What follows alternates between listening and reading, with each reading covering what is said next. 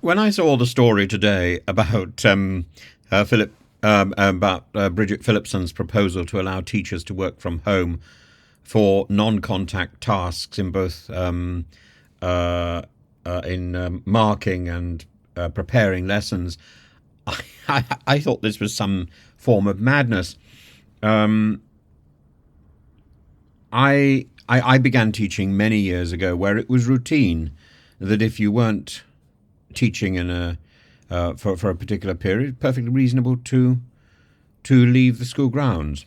Maybe you would let the school secretary know, and and there seems to become a an assumption that teachers will spend all the school day sitting at a desk if they're not actively teaching, which seems absurd. Particularly when the reality is school teachers and university teachers, for that matter, I've done both, spend a good deal of their time outside the classroom area, preparing lessons, reading, marking, and so on, working from home. It's the only way to actually get the work done. And the teaching profession is now facing an unprecedented crisis because of this extraordinary jobs worth approach by teaching management, with nearly half of educators in state schools contemplating leaving the sector because of inflexibility. Education Secretary Bridget Phillipson's proposal to allow teachers to work from home for non-contact tasks is, well, both pragmatic and overdue and slightly absurd. Teachers work from home anyway. That is the point of the thing. It's not that Phillipson is going to let them work from home. It's not that she's going to say, "Oh, you don't need to do your marking or your lesson planning at school. You can do it at home. You do it at home anyway."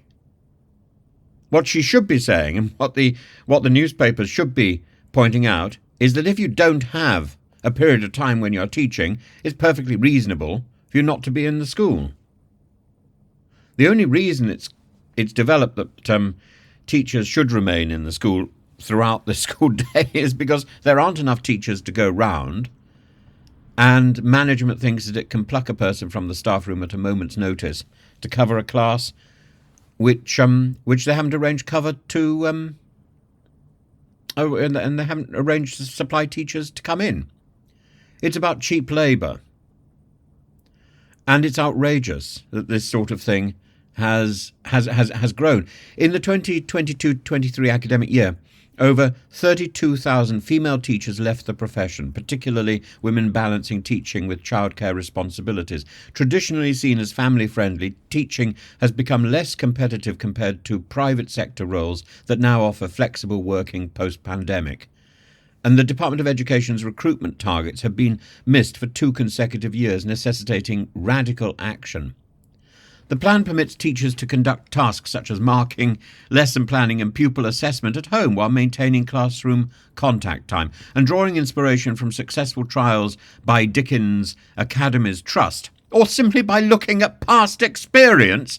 This approach demonstrates that flexibility can coexist with high educational standards. And in fact, flexibility will actually provide for higher educational standards, because in the schools that I've been into, there's nowhere to sit and plan your lessons. There's nowhere to do your marking. It's absurd. You're hot desking with 30, 40, 50 other people all the time, trying to mark in a crowded staff room. Under the Children's Wellbeing Bill, Phillipson seeks to unify conditions around council-run and academy schools, ensuring all teachers benefit from flexibility. This is aimed at levelling the playing field while addressing inconsistencies in how planning, preparation and assessment time is implemented. I think what we actually need to do is to change the way we do teaching. I've been saying this repeatedly. Classroom teachers should be monitoring the development of their charges rather than spending hours and hours trying to perfect a lesson plan. That lesson plan can be provided by switching on a source, an informed source. You can buy in your information. You can never buy in the experience of a teacher who knows their class, who knows the children in the class. Greater flexibility could stem the exodus of skilled teachers, particularly women, from the profession. Flexible arrangements may reduce burnout, as evidenced by the success of All Saints Catholic College in London, where late starts once a week have proven morale boosting. Enhanced working conditions could make teaching more attractive compared to private sector roles. But the proposal faces skepticism from mad individuals who worry about productivity fears. If we don't see these people in the school, how do we know they're actually working? Because they come in and they deliver the goods. Some worry it's part of a slippery slope, potentially undermining teachers' standards. What utter rot. This is the nonsense of people who don't teach who are saying this. Safeguarding and logistical issues must be carefully managed, particularly in schools already grappling with stretched resources. Well, then hire people. You can't assume that somebody who has a full teaching schedule is available simply to go into a class because no one else is there, because the school has been too lazy or is too chaotic to arrange supply when somebody is missing. Because the days have gone when you can take your work into a classroom and continue working in the classroom. Those days have gone. So when you go into a classroom, that is classroom time. That is real classroom time. You can't sit and do something else because the students won't allow it. And flexibility is necessary, but insufficient on its own. An NEU General Secretary, Daniel Kabidi, highlights improved pay, reduced workloads must accompany such measures to create a sustainable teaching profession. Actually, what we need is a review of how teaching works, without addressing the issues such as the system itself, like excessive bureaucracy, underfunding. Flexibility risks being a superficial fix. But the reality is, flexibility was there until a few years ago. Bridget Phillipson's initiative represents a vital step towards modernising teaching, or putting it to a position where it actually treats the teachers as adults rather than as children. And that I think is also one of the problems.